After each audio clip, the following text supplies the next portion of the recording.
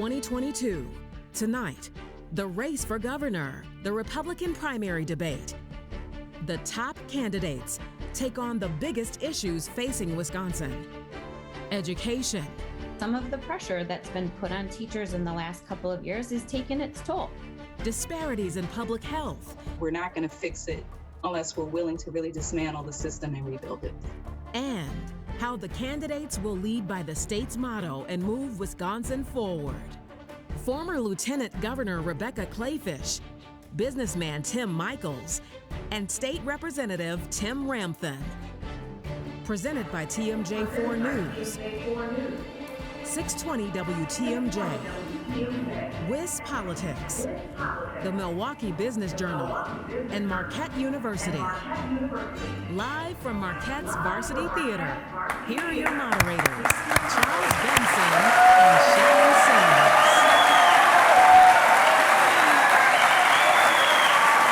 Thank you for joining us tonight for Wisconsin's only Republican gubernatorial debate.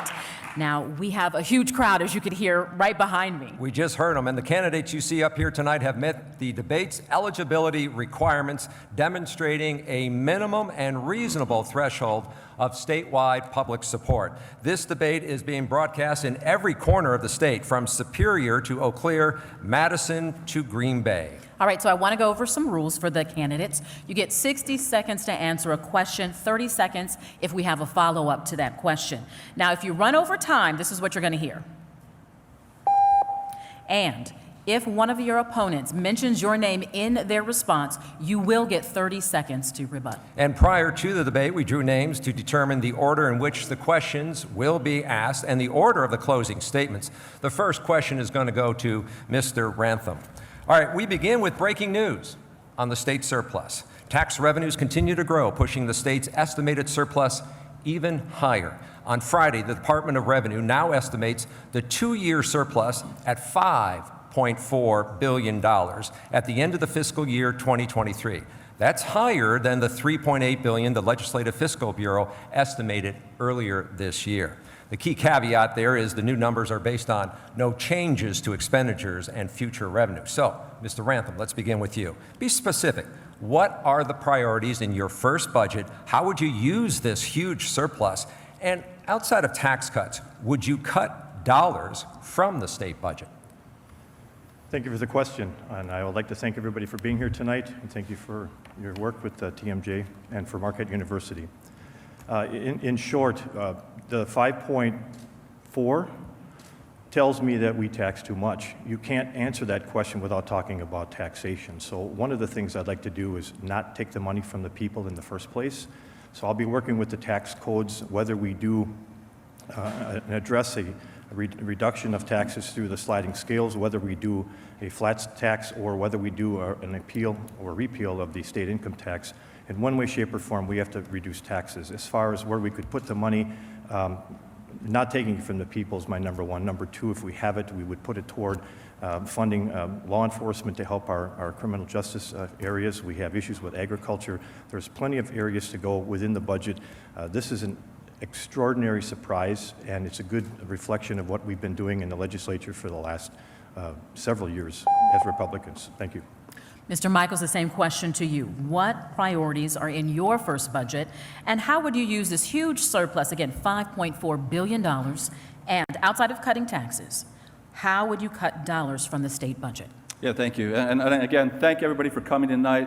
Thank you for being a participant and watching at home tonight in this great American political process. This is what it's all about, listening to candidates, vetting the candidates, hearing them.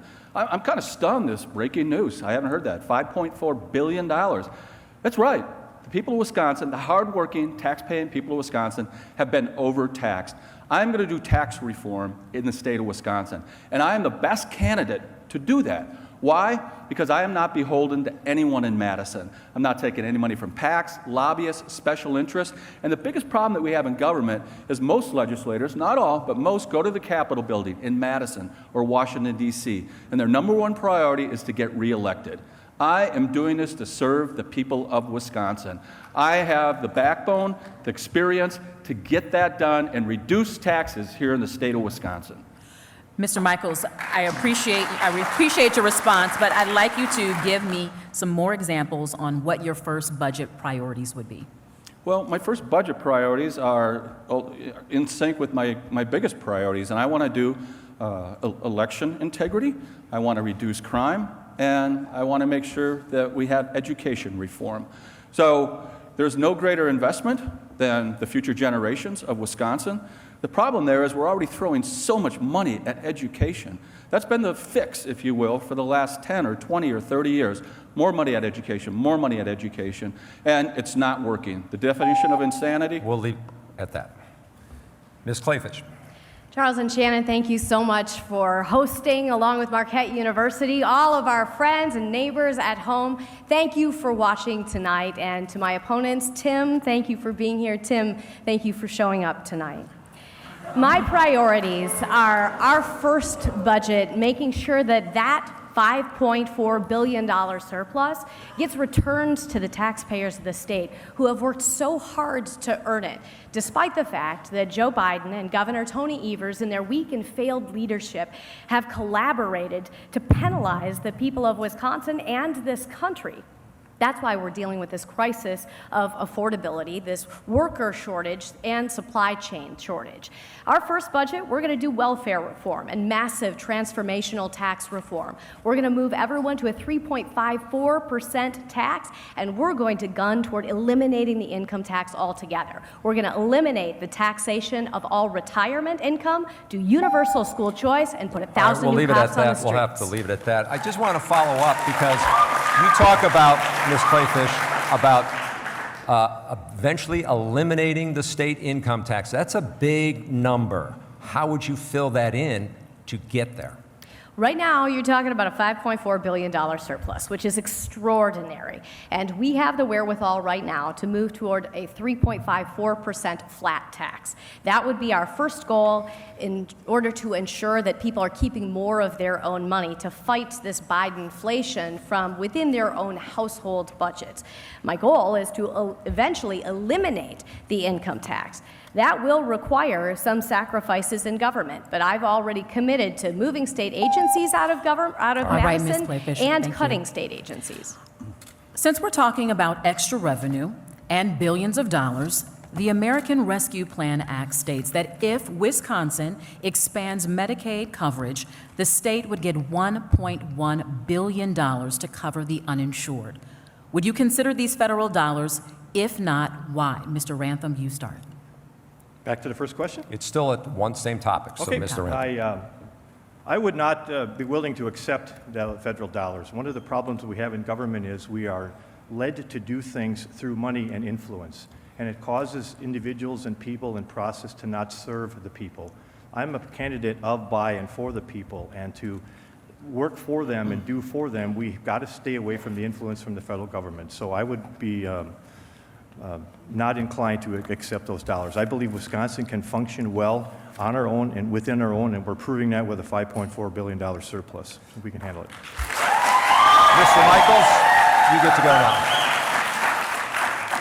Yeah, I'm not going to let the federal government dictate how we do things in Wisconsin. And they do that. They say you can only have this money if you do what we want you to do. I am here, I am a leader to represent the people of Wisconsin. And if they want to attach a mandate like that, we'll give the money back. That's not how we should operate here. We need to be fiscally conservative. I am a fiscal conservative, and I will do that as governor, even with federal tax dollars. The other thing that I have the skill set to do is to review every government agency. At Michaels Corporation, we have 16 operating divisions. Every month, we do a formal review of each operating division. And every quarter, we do a deep dive of each of those operating divisions. I am going to do that with every government agency in the state. I'm going to say, what's your mission? What's your payroll? What's your employee count? What's the return on investment for people? They're not going to know what hit them. I know how to do this. That's why we need more businessmen in government. That's what I bring to this race. Ms. Clayfish, do you need me to repeat the question? Do you need me to repeat the question? No, Okay. no need to repeat the question. Federal government money always comes with strings attached. That's why in the Walker Clayfish administration, we did not take the Medicaid money. We know that our state has no coverage gap, and so it was unnecessary, and it would have come with federal strings attached. Listen, I'm a cancer survivor, and so I understand that we need to continue to cover those with pre-existing conditions, and we need to make sure that everybody in Wisconsin has health care prioritized. But the way to do that is not by expanding welfare. Today, Tony Evers has an additional 123,000 additional childless, able-bodied adults on Medicaid. And we have a worker shortage crisis and a supply chain crisis. We need to do everything in our power, and as governor, I will, to get folks off of government welfare and back into our economy. All right, let's move on now to the next topic. The state motto is forward, and our next topic is about leadership. Mr. Michaels, you'll get the first question. Former Governor Tommy Thompson has endorsed your campaign. A key part of his legacy was bipartisan reforms, while your TV ad suggests turning Madison upside down. So be specific.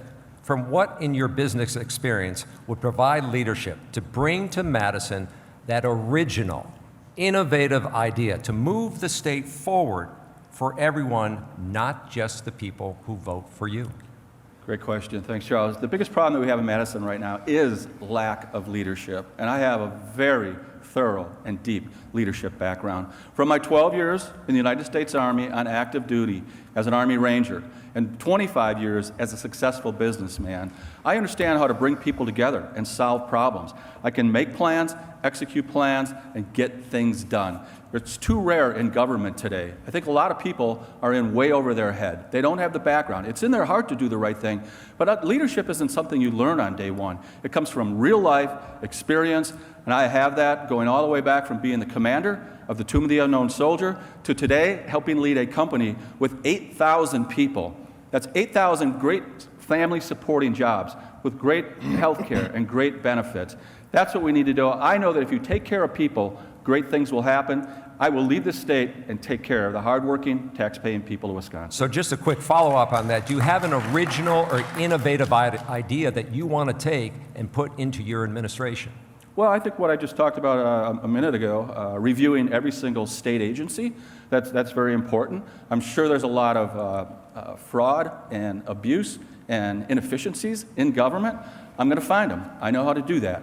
So we're going to take a look at all government agencies. I will provide leadership to the Speaker and to the Senate Majority Leader.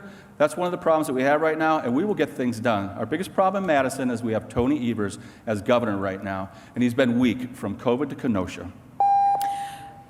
Ms. Clayfish, former Governor Scott Walker, your biggest fan. You were lieutenant governor when the state faced historic recalls and protests with Act 10.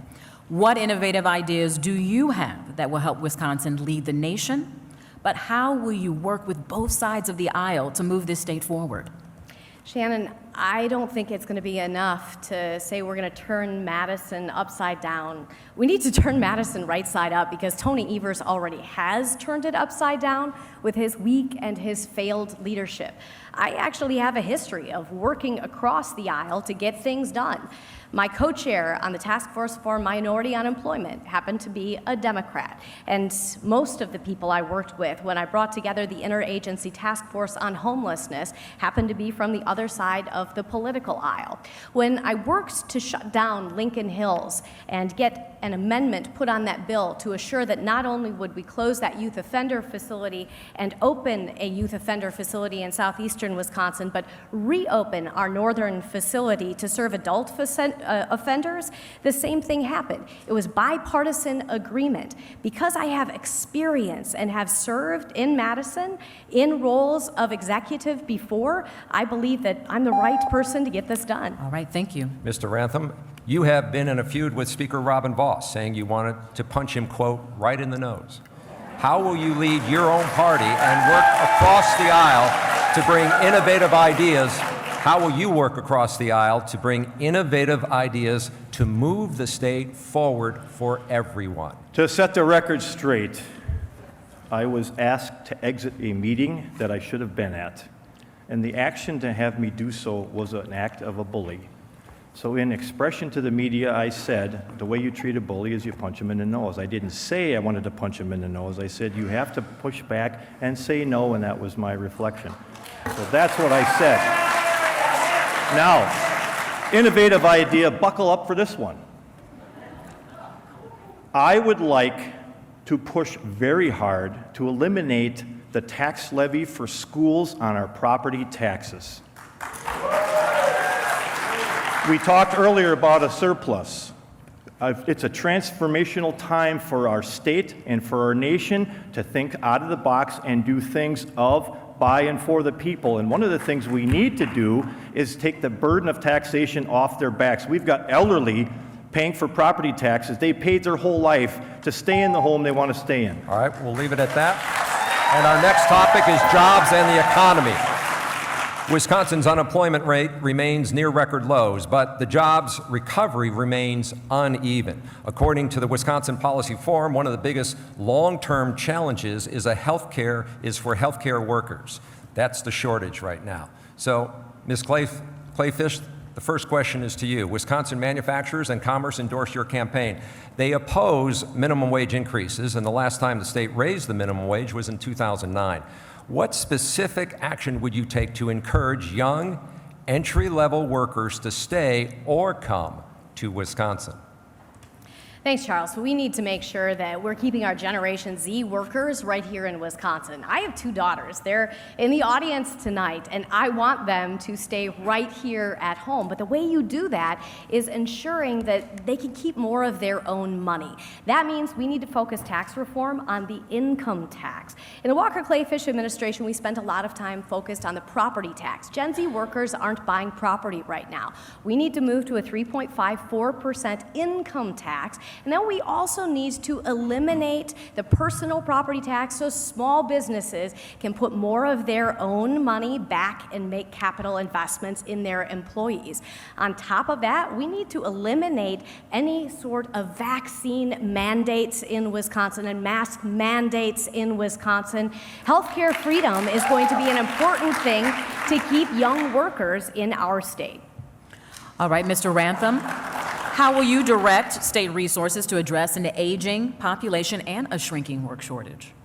Force, I should say. The healthcare industry, as I heard earlier, is losing its service providers. And one of the reasons is the requests to have them wear masks and or to take the the emergency youth authorization drug.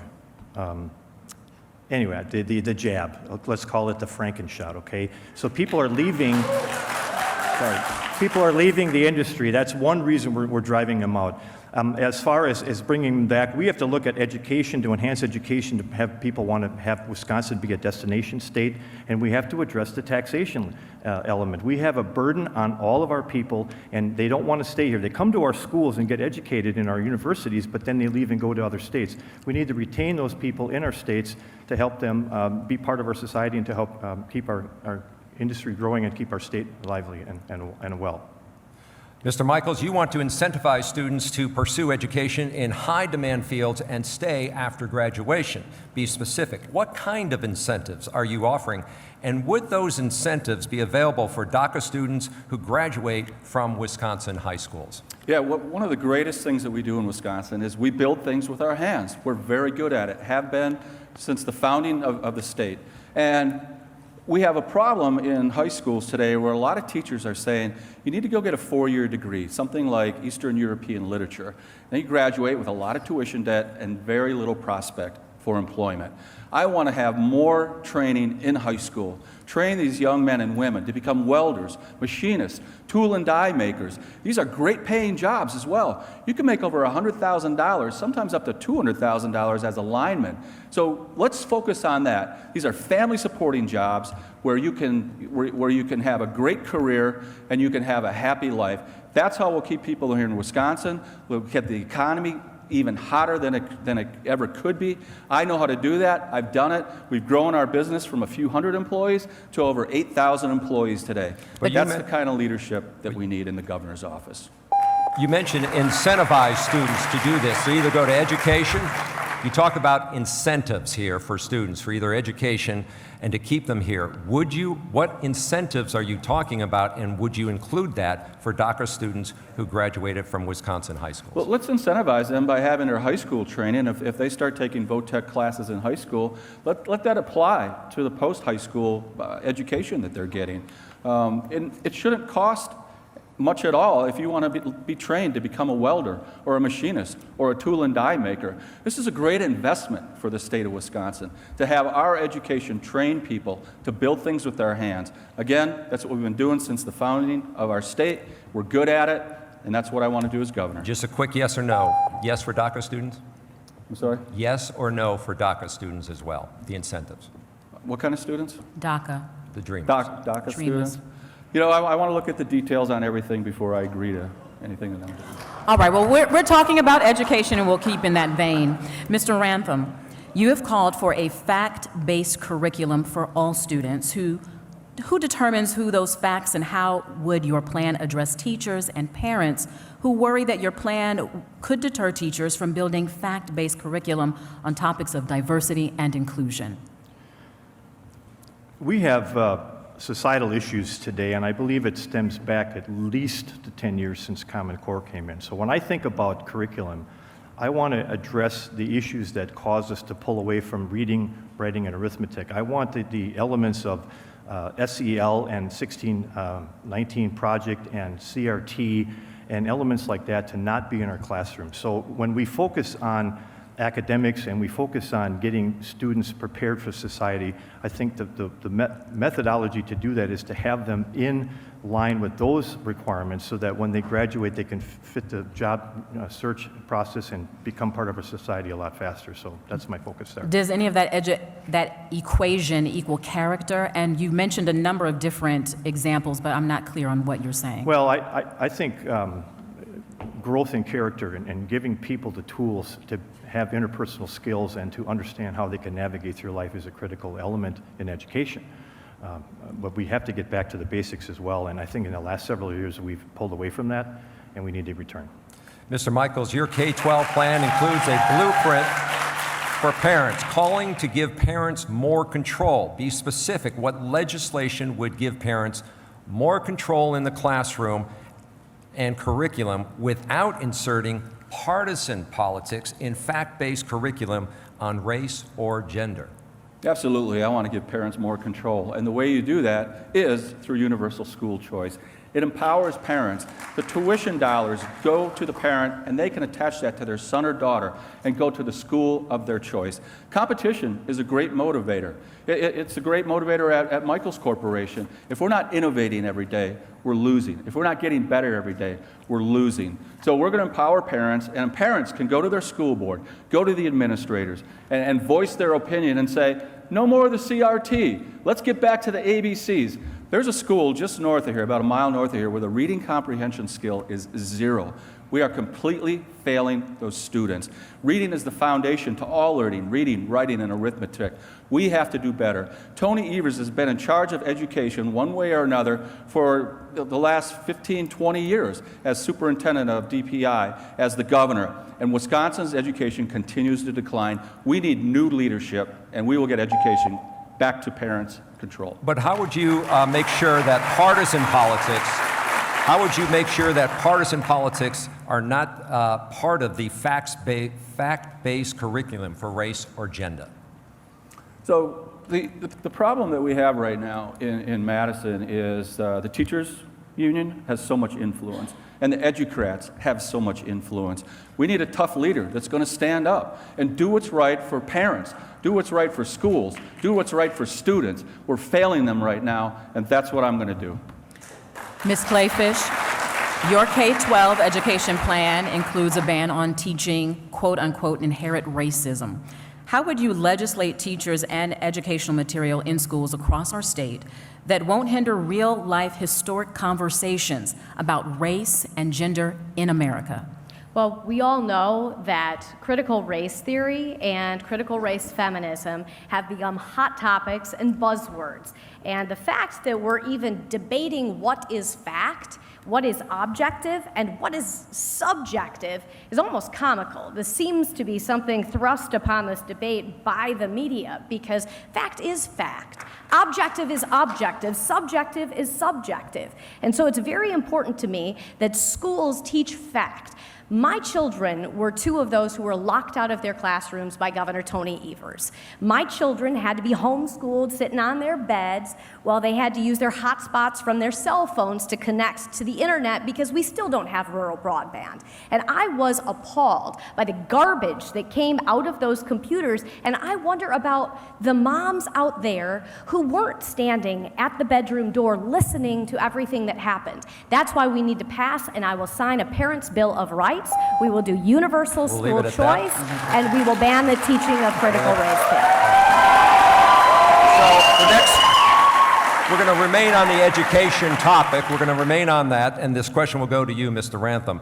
The next question is, Republicans want to break up Milwaukee Public Schools, the state's largest urban schools district, into 4 or 8 smaller districts. Opponents worry this will be divisive and void of addressing disparities. Would you support this plan, and how will you make sure it will bring better results? I know you sit on the Kewaskum School Board. Should the governor be telling people how MPS should run their schools?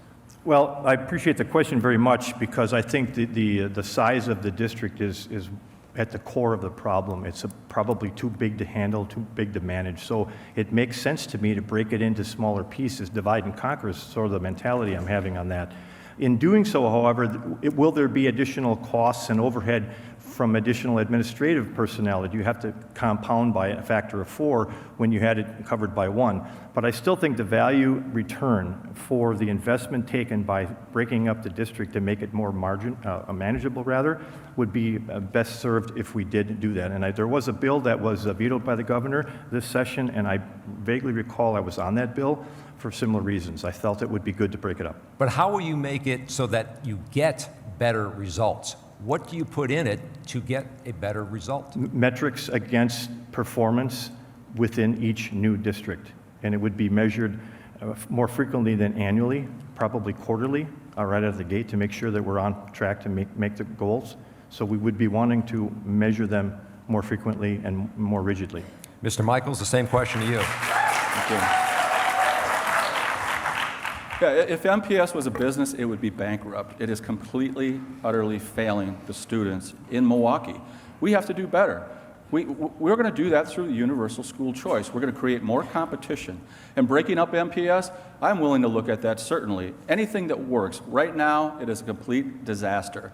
I will work with anybody that will help. The mayor, the county executive, the head of MPS, the superintendents, the administrators, the principals, teachers. And I think a lot of teachers have their heart in it and they're working hard. They're being failed by the bloated bureaucracy at MPS. We have to change it. I talked about turning Madison upside down. We are going to certainly turn MPS upside down and completely restructure and get education in Milwaukee headed in the right direction. Mr. Michaels, though, with every action, there is a reaction. With every action, there is a reaction. So in breaking up, if that is the action, again, how do you make sure that MPS succeeds with your universal child choice of where kids want to go to other schools? If they have someplace else to go, how do you make sure that MPS is able to thrive after breaking it up? Well, Shannon, the question, how am I going to make sure MPS succeeds? Right now, it can't get any worse. It's awful. I talked about that reading comprehension score of 0. What it's going to take is leadership. I'm going to spend a lot of time in Milwaukee because these students in MPS, they're the future leaders of Milwaukee. They're future leaders in Wisconsin. They're the leaders of restaurants and construction businesses and tool and die manufacturing outfits. And right now, we are failing them horribly. We need to have proper leadership. Tony Evers has to take great responsibility for that. I will lead, and we will have education better. Thank you. Ms. Clayfish. Same question.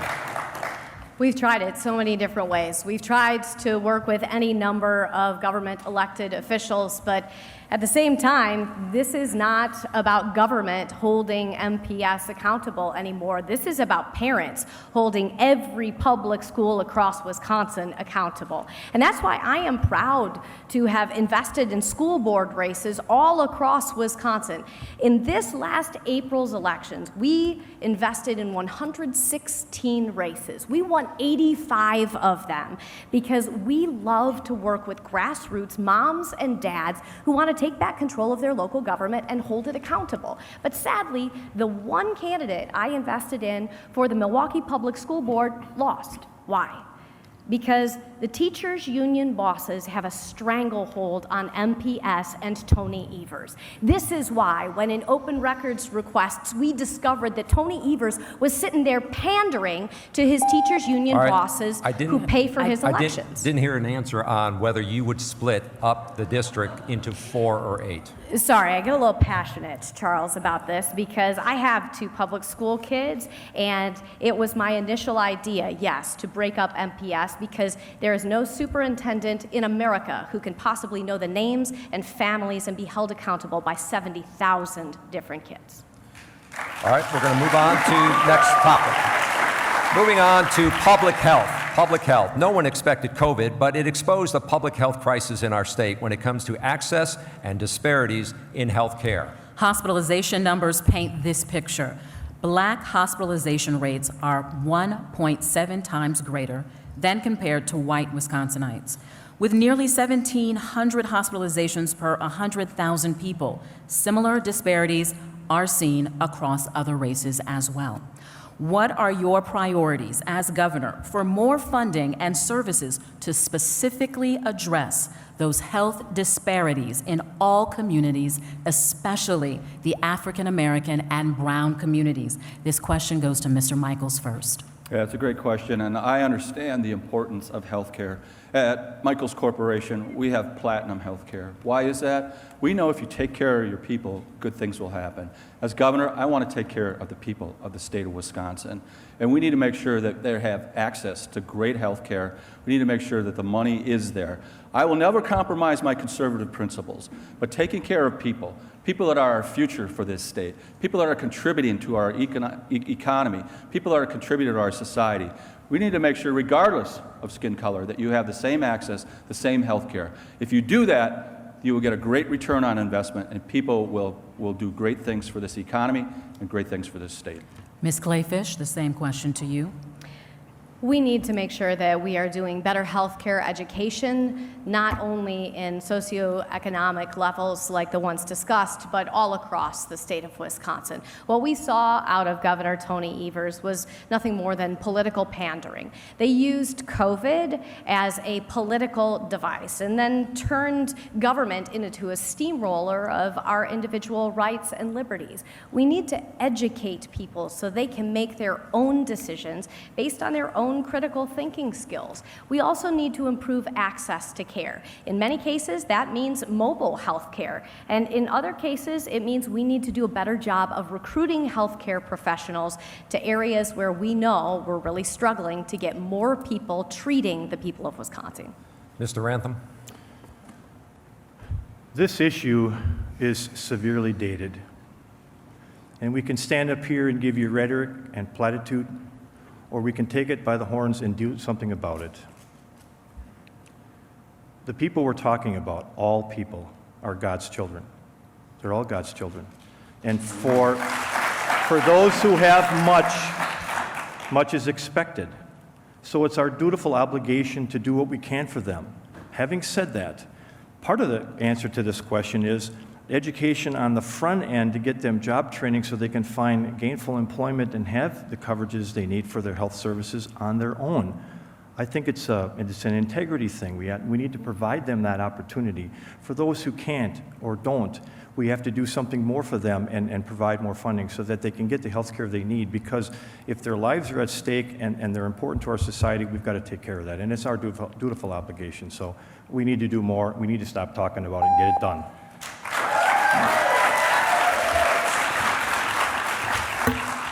On to our next topic. With the overturning of Roe v. Wade, doctors in Wisconsin are depending on a pre-Civil War law to address modern medicine needs of pregnant women. Would you support expanding exceptions to the current law to protect the choice doctors and women have in navigating medical procedures to address a woman's need before her life is at risk? Ms. Clayfish. Shannon, I support the law on the books, and I can't believe that our Attorney General and our governor refused to enforce the law. I, like so many in the pro-life movement, celebrated the Dobbs decision because I know that little babies can't afford lobbyists.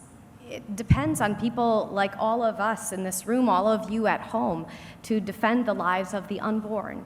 And as a mom of 2 daughters, I think it's sick. The anti-feminist myths that Democrats have tried to peddle to women like me for years, that you have to somehow choose between the life of your baby and your own personal success.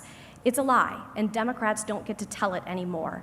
Being pro-life means being pro-woman and pro-baby. And as governor, I'm going to make sure that we treat new moms with unexpected pregnancies with empathy and compassion and get them the resources they need so they don't have to believe this Ms. lie. Clayfish, I want to follow up. For example, I'd like to follow up. The example I'd like to give you is dilation and cauterage. It's also known as a D&C. It is a procedure that can be performed on a woman who suffers a miscarriage and also used to abort if that person makes the difficult decision. My question is, would you be open to looking at exemptions that would help women make choices and not until their life is at risk, which is the current law? So let me be very clear here. Miscarriage care and ectopic pregnancy treatment are not abortion. Abortion is illegal. Ectopic pregnancy treatment and miscarriage treatment are not abortions. And I'm not a biologist, but I am a woman, and I'm pretty sure I'm the only one on this stage, or will be on the stage with Tony Evers, who, standing up here behind a podium, who understands what it is like to be pregnant and to take a pregnancy test. I have to leave you at that. All right. Mr. Rantham, the question is to you. Life begins at conception. Life is a gift from God. It's not the child's fault. It is not the child's fault on how they were conceived. That said, I do not support abortion in any form. I support what Pro-Life Wisconsin has to the T, 100%. And by the way, they have endorsed me. The only one on the stage, I believe, that has been endorsed by Pro-Life Wisconsin. We need to focus on 2 critical areas that take away from the abortion element and focus on women's health care. The pregnancy crisis centers across this state can handle additional work, and we should fund them accordingly to address that issue. The other thing I think we need to really emphasize is adoption. Adoption is the option, and we've got to trim back on the bureaucracy around that process, cut down the cost, and accelerate the time so that kids can get with families that want them. Thank you. Mr. Michaels, the question for you now. I am pro-life. It comes from my faith. And being pro-life is more than just being anti-abortion. I can only imagine what a teenage girl or a young woman who finds herself in an unexpected pregnancy is going through. But here's the problem right now. We have so many of these pro-abortion zealots that are just screaming in their ear, you have to abort the baby. Let's give them all the options, all the solutions that are out there. Let's talk to them about adoption. Let's talk to them about monies that are available for infants and toddlers out there. That's what being pro-life means. I will make sure that we do everything we can to help these young women and these young ladies come up with a lot of counseling through public-private partnerships so that they can make the best decision for them, and hopefully they'll make the decision to save life, because there's 2 victims in an abortion. There's the baby, whose life was just taken away, and the mother, or the would-have-been mother, who's going to have that emotional baggage the rest of her life. Well, that's a good segue to our next question here, and it's about working mothers and fathers. Our next question is about working mothers and fathers who face tough decisions to bond with their newborn at the cost of not earning a paycheck. Republican Governor Kristi Noem says in states where abortions are banned, now is the right time for paid family leave. Ms. Clayfish, is that something you would support? Well, if you take a look at my website, and yeah, I'm going to say it on TV right now, it's RebeccaForGovernor.com, you'll see that we're already talking about child care. And one of the ways we can incentivize people going back to work because of this worker shortage we have is by making sure that we have child tax credits that flow through the employer so that the employee can keep more of his or her own hard-earned money. We need to make sure that families can fight inflation from within their own household budget, but we also need to make sure that more people are going back to work. At the same time, we need to make sure that moms and dads have time to bond with their babies. That's absolutely something that I would look at as governor. As a woman myself who made the decision to leave my job in television news, to be at home with my kids, and then eventually return to the workplace, becoming a small business owner, I've done both. I've been a stay-at-home mom, I've been a working mom, and I understand both sides. Thank you. Mr. Rantham. I think Governor Noem's recommendation is well stated, and I couldn't agree with her more. I think that when we want to address societal issues, they start at the home, in the home front. And so when you allow both parents to bond with their children and appreciate what they've done in their lives and to build that family and make it strong, you'll have less issue down the road if we do it right up front. So I like the fact that we will give them more time to do this, and I agree with the question. Will you pay for family Absolutely. leave? Yes, I not only agree with the program recommendation, but I agree that it should be part of what we do in our state so that we can help mitigate problems down the road. So you get what you pay for. So if you do it right up front, I think we'll have less down the road, and I think that makes logical sense. Mr. Yes. Michaels. Yeah, so I lead by example. At Michaels Corporation, we do provide paid leave for both the husband and the wife. And here's what we need to do in Wisconsin. Everywhere I've gone, up north, I was up north last week in Crivets and Crandon and Rice Lake, and met with a bunch of farmers. Everybody is looking for more labor. We need to make sure that everyone that is looking to find a job has the opportunity to find a job.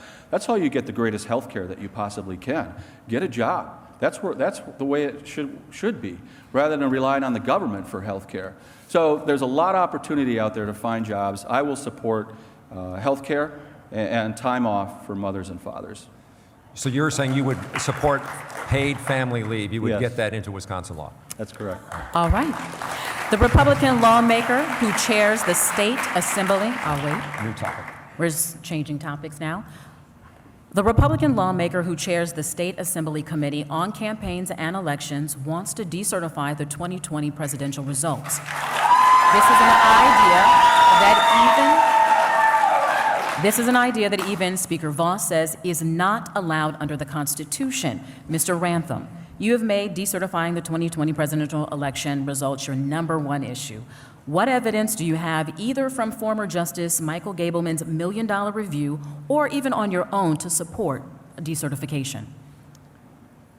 I'm surprised I'm the only one.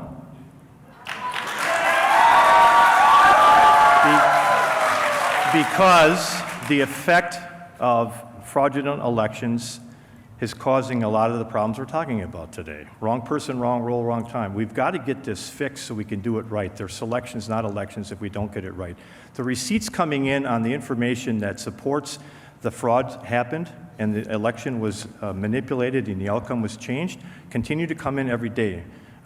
Special Counsel Gableman has done a very good job. His March 1st report came out. I had provided 71 slides and empirical data prior to that. It's all tied to fact and truth, and it's supported by 7 constitutional attorneys and constitutional experts that say we can. Now, the people who say we can't, I'm a Republican, by the way, not a Republican. I want them to get in. We had a chance to do this in the Rules Committee, and we didn't get it done. Can I get 30 more seconds on this? Unfortunately, you cannot, but I will follow up and ask you. The recount in Wisconsin added votes to Biden. So again, can you give us examples where you have seen fraud in this election? 30 seconds. You just got 30 more seconds. Where have we seen fraud? Yes. Well, Specific. let's start with the most recent action by the Supreme Court when they deemed that when they deemed the drop boxes illegal, it wasn't just for that day on July 8th of 2022. It was back in November 3rd of 2020. So they've been illegal then, they were illegal then, they're illegal now, and they'll be illegal going forward. And there was hundreds of thousands of ballots that were stuffed into those boxes. Now think about this for a second. You got black and white, and now it's all gray. You don't know where the line is between legal and illegal. All right, we'll leave it at that. Just to set the record straight, the state Supreme Court ruled that the law does not allow drop boxes. They didn't suggest that people who voted that way voted illegally. So let's go to Mr. Michaels and former President Donald Trump. Hey, I'm just telling you what the Wisconsin Supreme Court ruled here. So, Mr. Michaels, former President Donald Trump has endorsed your campaign. Will decertifying be your priority if elected? If so, what specific evidence do you have from this Gableman review to suggest any widespread voter fraud? Yeah, everywhere I go on the campaign trail, people are always asking me, Tim, was the election fixed? Was it rigged? I get really upset about this issue. Why? When I took that oath of office, I swore to uphold and defend the Constitution. That's not a 12-year commitment for the 12 years as I was on active duty as an Army Ranger. That's a lifelong commitment. I want to make sure that we don't have these questions ever again in Wisconsin. These election fraud issues should have been fixed in previous administrations, but here we have a mess right now. And I will work with the legislature, and we will get those bills right that Tony Evers vetoed. I will make sure that we have election integrity. No more Zuckerbucks, no more out-of-state billionaires coming in and taking over our election process. No more unmanned ballot boxes, no more ballot harvesting, and no more indefinitely confined status. You know, this is America. You have to show an ID for so many things. To get on an airplane, to buy alcohol, whatever. There's nothing wrong with saying you should show an ID again so that you don't have a ballot mailed to you for the rest. Mr. Michaels, thank you. But will you make decertifying the 2020 presidential election a priority if you're elected? It's not a priority. My priorities are election integrity, crime reduction, and education reform. Right. And then the continuous, always from day one until my last day in office, 4 years or 8 years later, to make sure that we have a robust economy here in Wisconsin. These are the biggest priorities that we have. This is what the governor should focus on. By the time I get sworn in January, we'll have already started the 2024 election cycle. I have to focus on beating Tony Evers this fall, and that's what we're going to do. All right, thank you. Mrs. Clayfish, the question goes to you as well. Will decertifying the 2020 election be a part of your priority if elected? And do you have any evidence to show that there was widespread voter fraud in the state of Wisconsin? No, and I have said in the past that the 2020 election I feel was rigged, and I have presented plenty of evidence, including the WEC booting the Green Party candidate off of the ballot before the election ever even occurred. But let me make note that I'm the only one on this debate stage who has actually sued the Wisconsin Elections Commission. And I did it because they were completely lawless in blaming COVID for every behavior they did to skirt the law. That's why, as your governor, I'll abolish the WEC. I will ban the use of ballot drop boxes. I will ban the use of central counts. I will ban the practice of ballot harvesting. And I will ban third-party dollars, those Zuckerbucks. I also go one step further, and I will create the Office of Election Integrity underneath the Department of Justice to finally purge the voter rolls of dead voters and people that registered 300 to an empty lot, put them up online right, we'll have all to day end for right you to there. see. Thank you. We're going to move on now. We're going to move on to crime and gun laws. The first question will go to Mr. Michaels. You have been quoted as saying, we have mental health disorders going unchecked. That's the root of the problem. Advocates say a red flag law in Wisconsin would give law enforcement, judges, and community members a tool to reduce gun violence. What legislation would you support to address this issue? So the problem that we have is that guns have been around since I was a teenager, ARs. We didn't have this problem. School shootings, mass shootings 40 plus years ago. Guns haven't changed. Society has changed. And red flag laws are not the answer. We all are entitled to due process and to have representation. What you don't want is somebody that's angry at you, calling up the police and saying, that guy made a threat at me, and therefore the right that you have to bear arms under the Second Amendment should not be taken away from you.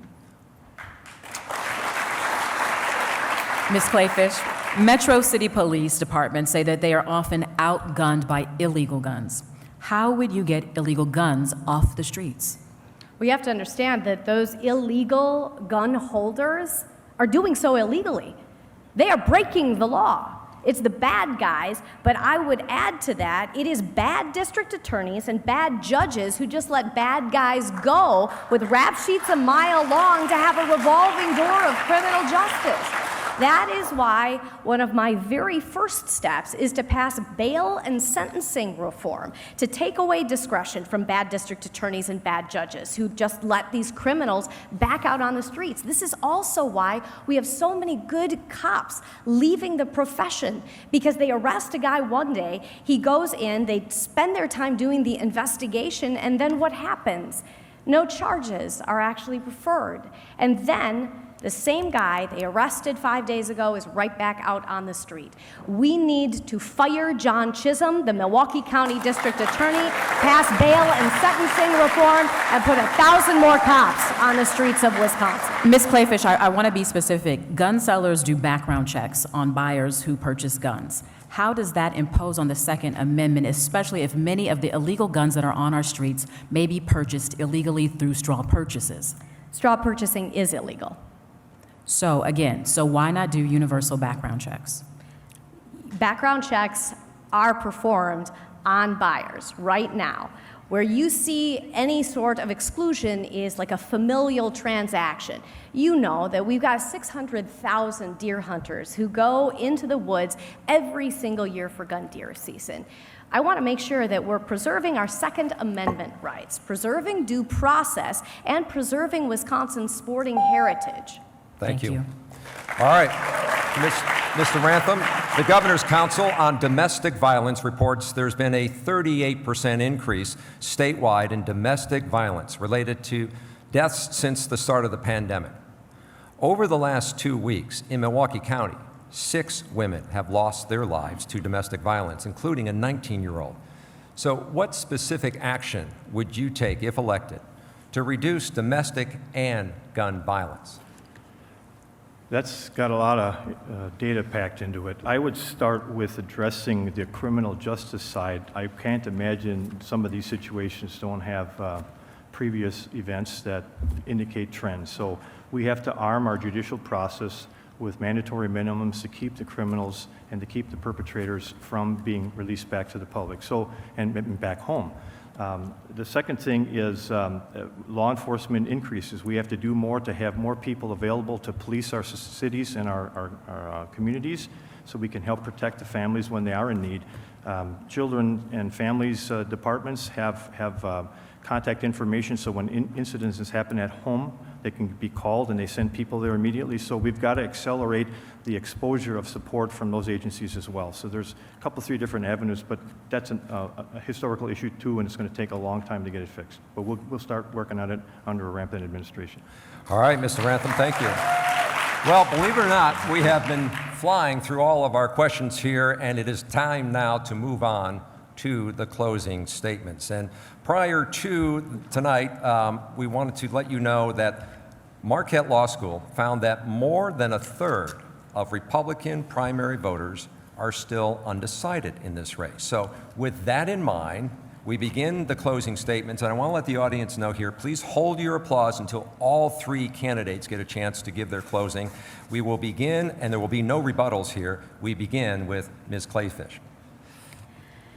This election is going to come down to who do you trust?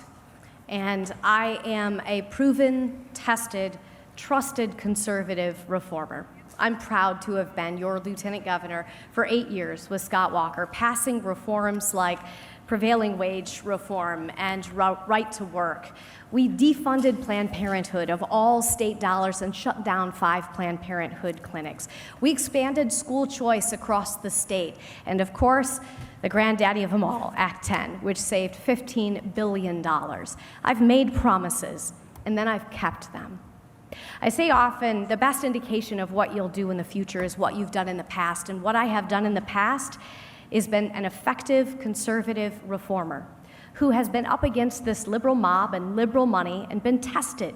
I've won statewide 4 times. With your help, and I need your vote on August 9th, we'll win this together. Mr. Michaels. Thank you. Really what tonight is about, and the last many months on the campaign trail, is about replacing Tony Evers. He's been weak for Wisconsin. Again, from COVID to Kenosha, he's provided weak leadership. I have the strong background that people are looking for. 12 years on active duty as an Army Ranger, successful businessman for 25 years, helping lead the business with 8,000 employees. People come up to me all the time and say, Tim, thank you for running. I'm tired of politics as usual. I'm tired of the usual politicians. I want an outsider. I want a veteran. I want a businessman. We need change. I say, if you want to keep politics as usual, vote for the usual politicians. This is our time to make a difference and lead Wisconsin and get it headed in the right direction. All right, Mr. Rantham, 60 seconds. The third week of June, there was a poll from the Marquette group, and it had me at 3%. And I wasn't in the poll. I wasn't an option in the question. So when you wonder why the undecideds are so high, because that's where all the Rampton candidate support is. Now, what I bring to the table, ladies and gentlemen, is the real deal. I am the breath of fresh air for what people have been looking for in this job for a long time. Leadership, courage, conviction, passion, sense of urgency.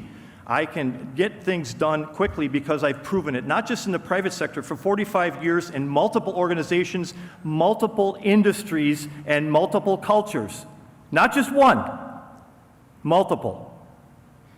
You take that to the public service sector. I'm a school board member, just reelected in April for the 4th time, and I didn't even campaign for it because I wanted to see what would happen. Overwhelmingly reelected. Why? Because they know what they got with Brampton. I'll get it done. Thank you.